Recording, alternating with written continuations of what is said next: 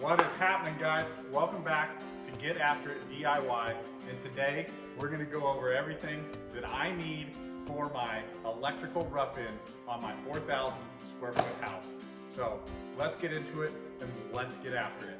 So first off, my meter bank is about 260 feet away from my house. So I've got to come 260 feet with 4/0 direct burial cable all the way into this exterior mounted disconnect.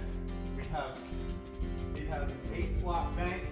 It has what's called pass-through lugs, which means I can come in from outside and come in through here with my exterior direct burial cable and come out of my pass-through with interior 4/0 wiring. It's going to have line 1, line 2, neutral, and a ground. Okay, so we've got right here, and this is super heavy, we've got our 4/0 interior wiring.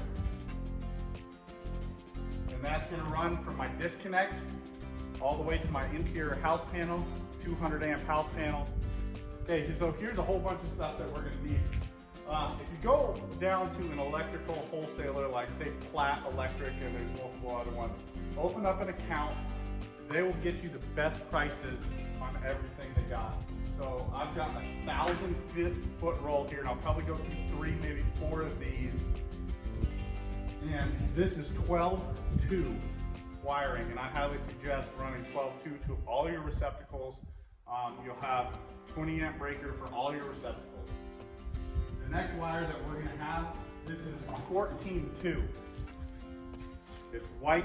I'm going to run all of my lights in here at low voltage, pancake style LED lights, 14-2. I'll probably run the entire house, and I think there's something like 65 or 70 lights in this house recessed. Like I said, I'm going to do low voltage, pancake style lights, and I'll run them off 2 15 amp circuits. So I'll split them into upstairs and downstairs. The next thing that we're going to need as far as wiring goes is 12-3 wire, and this will be for all of our fans in the house. Any fan that I have in all my bedrooms, I'm going to run 12-3 from my switch box to my fan, and that'll operate the lights on one and in a separate switch for the fan, where you can adjust the speed and all that kind of stuff. The next thing is I went with Eaton breaker panels, load banks, and this is an Eaton arc fault breaker. You only want arc fault and GFCI breakers in your house. I think National Electric Code now is only arc fault breakers in your house. And GFCI. The next thing that you're going to want to get are some gang boxes. This is a double, this is black. I prefer the black next to the blue. I feel like the retaining clips in the back of the box hold the wire better. These blue ones, they just kind of break out, and they're garbage. You see these at most of your big box stores. I'm also going to have 14-3 wiring in my house, and I will run all my 3-way light switches with the 14-3. It's cheaper, and it's a lot easier to run. It's a lot easier to manage inside your gang box. The next thing we're going to need is a drill, and I highly recommend these angle drills. I know that there's a lot better ones out there, but this channel's for DIYers, and we don't have all the best tools all the time, but these are killer. They get right in the easy tight spots. This is a DeWalt. You know, if all you can afford and all you have is Ryobi, who cares? The next thing you're gonna need are these drill bits, and these are killer. I do all my holes at about 3/4 inch. The bigger wire, like for my stove, I'll run a 1-inch hole.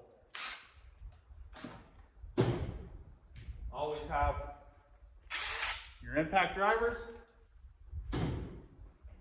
Next thing you're going to need is a few big giant bags of staples, and they come in different sizes.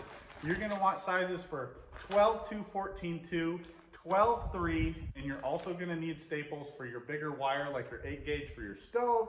You're going to need bigger wire for your 240 wire that goes to an air conditioner. You're going to need bigger staples for your washer dryer. You want to make sure you have a bunch of staples. Make sure your wires are nice and neat and tight. And always, guys, if you're going to do a big project like this, it is very nice to have a tool belt. Keep your wire strippers nice and handy. Get some good wire strippers. Don't cheap out on your wire strippers. A nice hammer. When I'm doing electrical, I go with a smaller hammer. This is a 20 ounce, but it's smaller. It's easier to get into the tighter spots.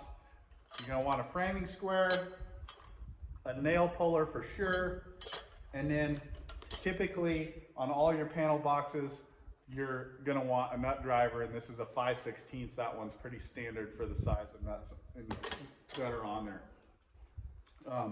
Your tape measure, a good tape measure, and a chalk line. When you're drilling your holes, it's really good to stay all in a line. So if you don't have a line laser, mark one into your wall, mark the other, pull a chalk line, pop it. That way you are not going all over the place when you're drilling your holes. So that's really it. That's all the materials we'll need. I'll go and do some install of all the panels, and I'll kind of do a run through of my rough-in electrical for my house. And I'm doing this all by myself. I anticipate this taking me at least 4 to 6 weeks. I think a crew of guys would come in here. They can knock it out probably in 3 weeks, and you'd be paying about, I don't know, $75,000 to $100,000 to wire a house like this. So I am right now into everything, all my materials that I have currently bought at about $4,000, maybe $4,500. I have $15,000 in my budget, and I hope to come in well below that. So if you're looking to save some money, you don't care about some hard work and do the research on all the electrical codes, you can do this yourself. It really isn't all that hard. So let's get after it. Let's get into it.